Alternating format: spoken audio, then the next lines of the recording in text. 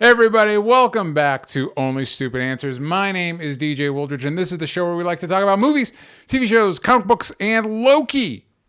Episode 3, Lamentis.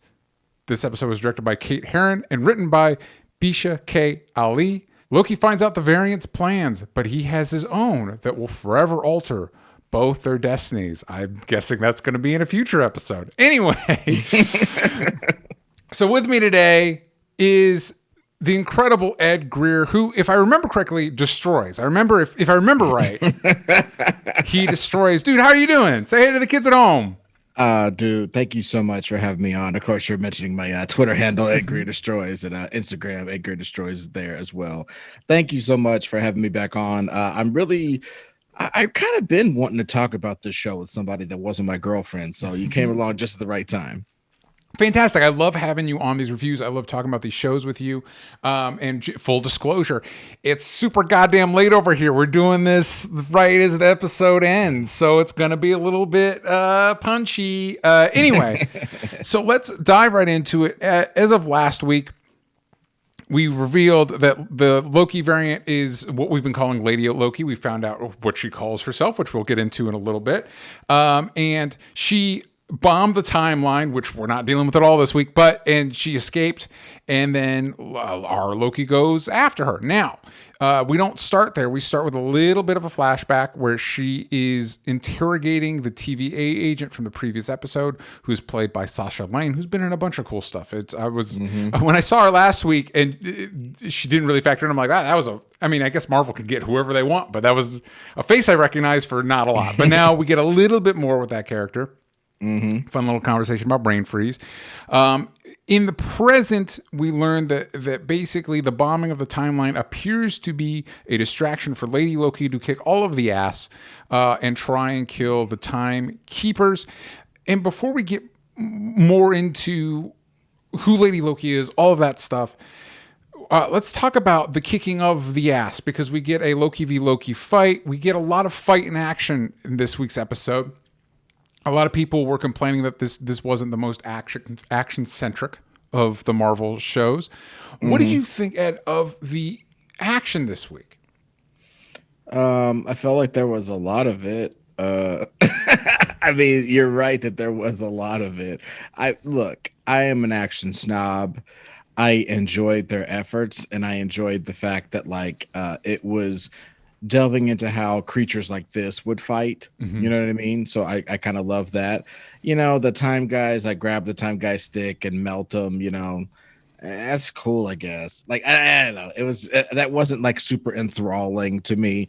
I think this could be just a show where they kind of intellectualize some of these things and and have weird environments like we had in this episode. Yeah. I think they could get over without all that much action, but like I said, I appreciated their efforts. Yeah. It's interesting, and we'll get into this more as we learn more about Lady Loki, aka Sylvie. We'll get into that more in a minute.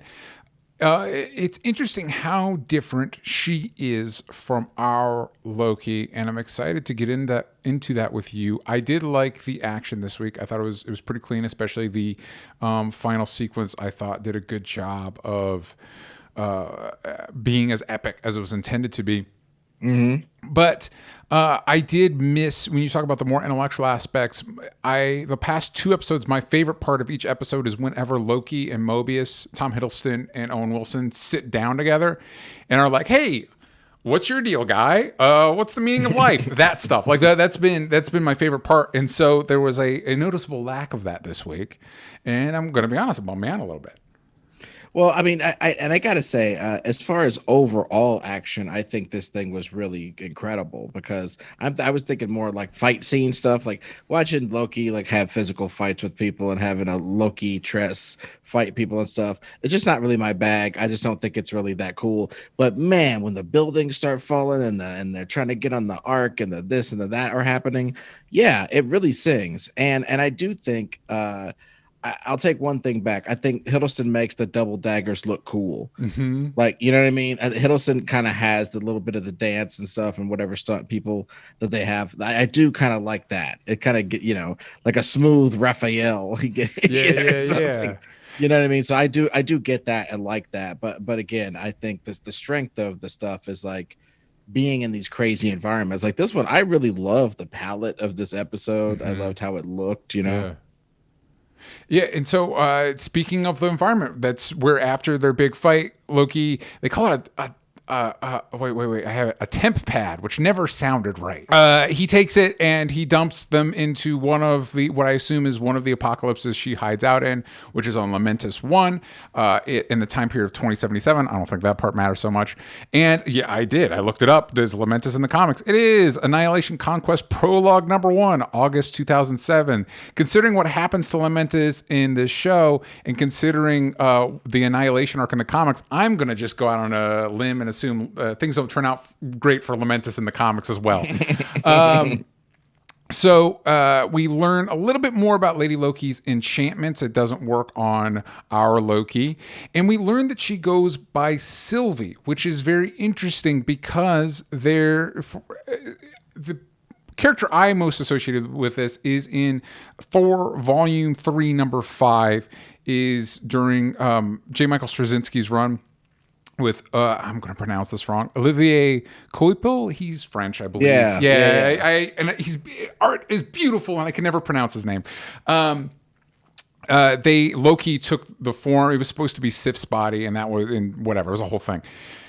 However, there is a character that I was not familiar with called Sylvie Lushton, created by Paul Cornell and Mark Brooks for Dark Reign Young Avengers number 1 back in 2009, who is a version of Enchantress that appears to have been created by Loki. And so that makes me wonder, and definitely looks, this version of Loki definitely looks more like the Sylvie Lushton version. I don't know what that means. I don't know if it means anything. I don't know if it's just like, hey, we needed to call this Loki something different. But hey, whatever. Before we get into more of that, we find out, obviously, Lamentis is falling apart. They talk to an old woman in a shack who is not for Sylvie's more direct approach or Loki's more diplomatic approach. But you were just talking about the color palette, and we just spend a lot of time on Lamentis because they're trying to get to the arc, which might have the power that they need to repower the temp out, all those plot shenanigans. But what did you think about Lamentis and this location that we spend most of the episode in? I mean, I thought it was pretty. I mean, aside from like them like being like right next to like cosmic rocks dropping, and they're just like sort of, whoa, a thing fell from outer space and it hit right there. That's crazy. Like, I mean, it seems like they would hit harder than that, especially if it had any mass. But whatever. Yeah. The bottom line is, this place was besides that, seemingly kind of convincingly coming apart, and people were behaving in a somewhat relatable fashion about it. I mean, maybe there should have been a little bit more rioting before the last thing, but that's kind of what we do. We riot when the battle's already lost. We start rioting right as it's already over. You know what I mean? So I thought that was pretty interesting how they set up the dynamic of that world and very quickly established what would like really happen if the world was coming apart. The rich people would get off really quickly, and everybody else would be online with a coupon. Yeah, it's interesting because this last week we did a little bit of this too, where they just sneak in, like nobody treats it like it's a joke or a thing, but just some real gallows humor. Last week was when they were going through all the apocalypses that like they go through like a half dozen that are supposed to happen in the next 20 years, which was hit a little close to home. And then in this one, when that you have that woman screaming, they're only giving tickets to the wealthy. I'm like, oh, this hurts. This hurts. Loki and Sylvie sneak on to this train that's supposed to take them to the Ark, which is supposed to get them off the planet, which is supposed to power the whatever. What happens next is you go to hellbentcomicbook.com. You watching at home. Yeah, that's right. I remembered to do the ad this week. I'm kickstarting a comic. And so you're going to need to do it. You need to go to hellbentcomicbook.com. It's a supernatural thriller in the vein of classic Vertigo comics like Sandman and Preacher. As of this recording, I think we're 145% funded, which is fantastic. We've almost reached our first stretch goal. And so now we're at the point that, one, if you contribute, you're getting the comic. It's happening. And two, the more stretch goals we get, the better things you get. The more it's already was going to be a really fantastic comic. And now we're making things better. Like we're upgrading the tarot cards that come with the comic, all that cool stuff. Point is, please go support it. I've been doing a bunch of promotional stuff for it. Go to hellbentcomicbook.com and check that out, please. Hey, I wanted to jump in there and start selling it too. Yeah, that's awesome. Let's go do it. So while they're on the train, they do a little sneak heist stuff. Loki pretends to be a guard. Sylvie enchants a dude, and they get on this train, and that's our time to really spend with these characters. And I don't know about you, but that this raised a lot. I've been having questions the past couple episodes, and this just raised even more. They start comparing their backstories, and they're super different. To the Sylvie doesn't even remember having a mom. They compare love lives. It's interesting that Loki basically confirms he's bi. I think this is probably the best we're gonna get in Disney Marvel. So it's as close as they'll let it happen. He basically confirms he's bi, which is interesting. And I think this raised questions for me in that I have understood every time they talk about the sacred timeline, I have understood as that is a singular timeline, not like the sacred timeline is a multiverse. It's the one timeline, which of course seems to contradict everything the MCU has been building to since the end of Endgame. Mm-hmm. And this raises more of those questions because at what point, if we're led to believe that as far as the show goes, there's the one timeline, which of course, even in this episode, we find out that the timekeepers are lying about stuff. Mm-hmm. But as far as these two characters know, there's supposed to be one timeline. So I guess it's more me trying to figure out what these characters believe is going on.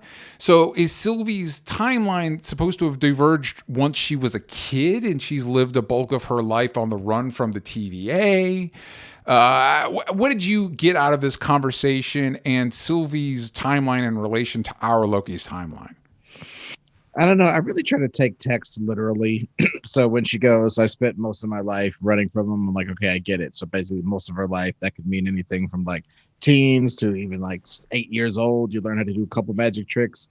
You're straight off the beaten path. And then some dudes are like, trying to annihilate your whole jazz. Yeah. I could see them going anywhere with that, which is the great thing about TV, right? They set up these things where it could literally be anything. It's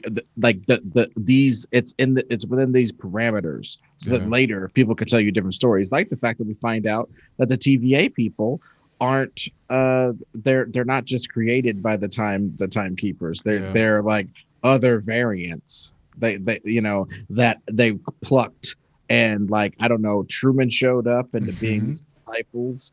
That you know what I mean? Like that's very interesting to me. That like the processing of variants and the eliminating of them is for certain situations, and the processing and changing them is for other situations. And yet it's weird for them that Mobius wanted to use Loki in this special way to find the other variant, because that is indeed what they're doing. If Sylvie's telling the truth, which she totally could not be. She is a Loki. Yeah, she is a Loki. Right. Yeah. Yeah, that is really interesting. And I'm glad that we kind of explained where, because I think that question first entered my brain of like, where do these people come from in the first episode where the one, he's Pellboy from The Good Place for me, where he's like, he doesn't know what a fish is. It's like, where do they find these people? And so I like the impression, talk about, taking the text at face value, their variants, and then we assume that their minds are wiped because they don't remember being variants. And I think it's a very, I also like Occam's razor, like the simplest explanation is the best, you know what I mean? And so I'm like, hey, they're variants, and then they get this job, and like Loki is basically on track to become another one of these people. But I do wonder, so obviously we've got from the head writer of the show, we've got a Doctor Strange movie called The Multiverse of Madness. So it's probable that the timekeepers are lying about the nature of the sacred timeline. Also, it's worth pointing out, I rewatched episode 2, and Sasha Lane's Hunter C20 character, when they find her, she's saying, it's real. She keeps saying it's real. And I'm wondering if what she's referring to is the multiverse. Like Sylvie showed her the multiverse, and that was her moment of like, oh, it's not a singular sacred timeline. It is the messy multiverse that we've been told we're trying to prevent from happening. So, and that would also help explain Sylvie. But now I'm also wondering with the Sylvie Lushton character from the comics, I'm wondering if this is really a Loki. Did they just take that name? Is this supposed to be a hint to it? Because I don't know if you've watched Doctor Who, but like whenever they do a like all the doctors are hanging out episode, it's cool to see the variations on the same character. And we kind of don't get that with Loki and Sylvie. They're basically polar opposites, which was kind of a bummer for me because it feels less like Sophie DiMartino is playing Loki.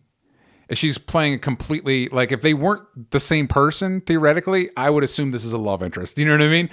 Yeah. What are your thoughts on all that? I don't know if I formed a cohesive thought, but what are yours? Well, no. I mean, the thing I think about that is if it was that she is the Loki of a certain universe, because I don't know. I guess comic books have sort of trained me to like that thought that basically in some universe, Batman is Bruce Wayne. In another universe, it's Damian Jones, former fullback for the Atlanta Falcons or something, who like used all his money to reconstruct his knees into powerful just punching, Dude, where is that universe? That sounds great.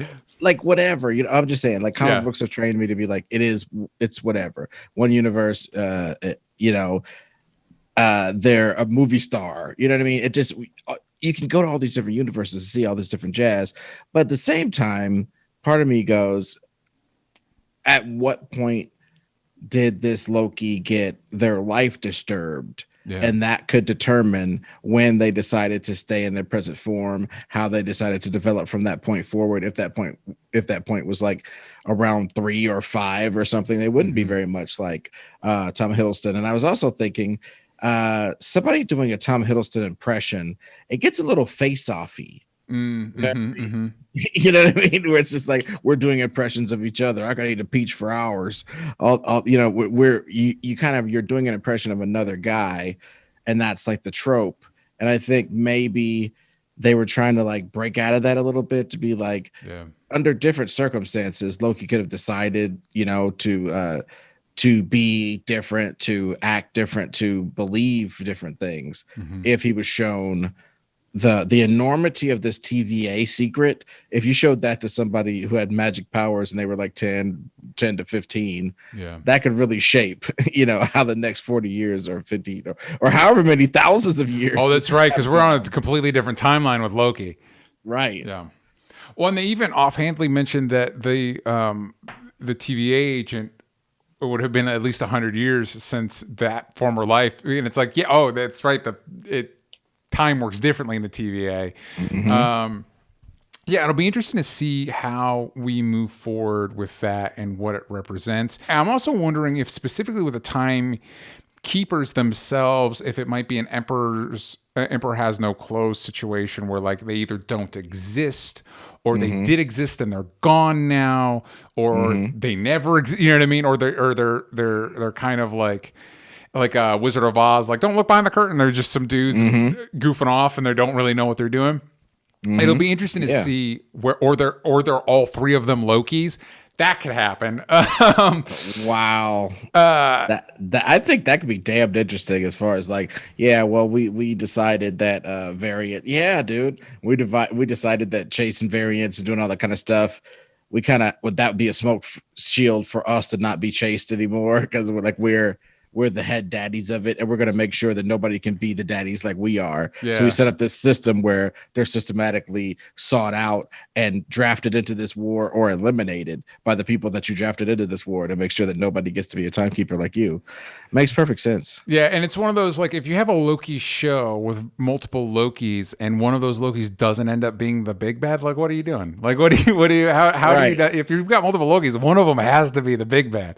And he's so upset with meeting the timekeepers. Yeah, that was kind of when they first started doing that. That was kind of rubbing me the wrong way. Like Loki couldn't it's so funny that he's so arrogant that he thinks that he could convince these immense super gods that probably talk like rup, rup, rup, and that's like 57 seconds of talking spread across different, the different fractal chips that they're talking to you through or whatever the fuck. Yeah. The fact that he would think that he could negotiate it with people like that, but he always does it. That's his personality. But like maybe he's done that officially 3 times,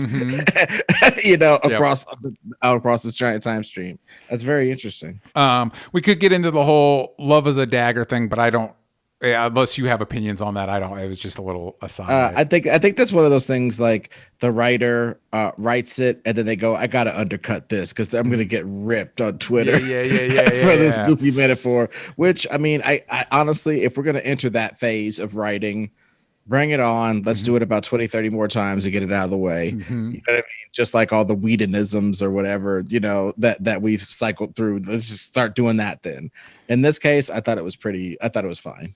As long as they don't do it in the way, like, I always go to like Birdman or whatever, where like, it's a good thing you're not a screenplay writer because that was cheesy. No, just cut the line then. If you know it's cheesy, then just cut the line. You don't need to have a character pointing it out. I don't need that.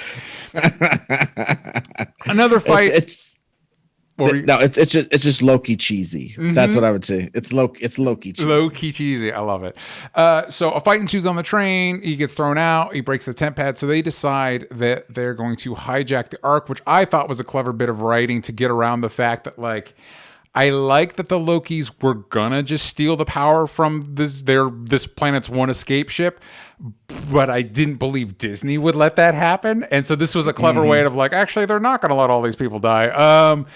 And we get to where the launch pad for the Ark is, and we've all gotten to a point where you can feel that a wonder's happening, like, oh, they're getting ready to do a single take, and it can be really hit or miss. Like, I think as far as TV goes, I know True Detectives was kind of like the benchmark for that. And then I know recently the Chris Hemsworth movie Extraction had one that I thought was a little dodgy. This one I thought really worked because it never really pretends to be something that it's not. We're in a sci-fi setting where there's a giant planet crashing into our location, and it's not really trying to pretend like to be one of those like Daredevil oneers where it's like it's all one take. It's like, wait, it's a feel, it's a ride feel. We're going for a certain energy, and I think it really captured that ride energy where you get the scope and the scale of what these characters are dealing with, and also, as you mentioned, the visuals of this world, the kind of like neon that we've got, the neon signage that we've got in this kind of like purple realm. I think it all really worked. What did you think of this escape sequence? Well, I mean, I definitely, and that's why I had to amend my like, oh, it has a lot of action, and I was like, yeah, it's all right, because like this is what I was meaning. But like when we get to this section of the show, it really shows you how massive TV can be right now. Yeah, for real. You know what I mean? Because that was very movie like, and it wasn't trying to be a movie. It felt like it was trying to be like, I am a TV show with, and sometimes like Loki, I have the resources of a movie. You know what I mean? Yeah. So, and I think that's a very interesting thing for something that's going into super boring environments and super regular environments like 1985 Ren Fair or whatever. To be able to like, yeah, some environments are a 1985 Ren Fair. Some environments are a 1987 Minnesota strip mall. And some environments are a neon glowing, moon surface getting pummeled by comets, and then a bunch of other the planets crash into it. I love that. It kind of sells the whole concept of the show in this episode, honestly. Yeah. Because I'm telling you, this sold me way more on Loki's hiding in disasters than like going to Walmart and hiding in, you know what I mean? And it that I honestly thought the idea was dumb. And I kind of still think the idea is dumb, but at least this episode was like, no, no, no, no, no. If you can be in places like this and just zip out of it, it would be the perfect place to hide if somebody was smart, trying to track you through time. Yeah. It's like this is the promise of the premise of that idea of hiding somewhere in time, hiding on Mount Vesuvius, like for like 3 days before, and then you just having fun, doing whatever you want to do. Yep. And it's interesting. Yeah, I think you make a really good point because it's like, hey, when you were watching the last episode, did you think Pompeii was a little like mid-tier Doctor Who level, a little chintzy for a Marvel show?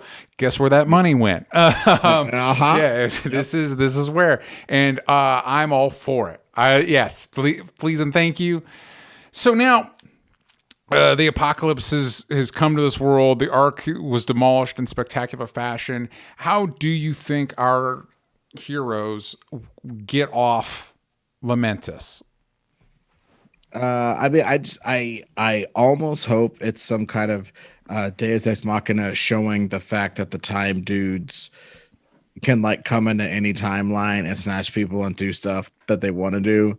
Yeah. And you know what I mean? Something like that. Because it's just like, right about now, they don't have any sort of time machine.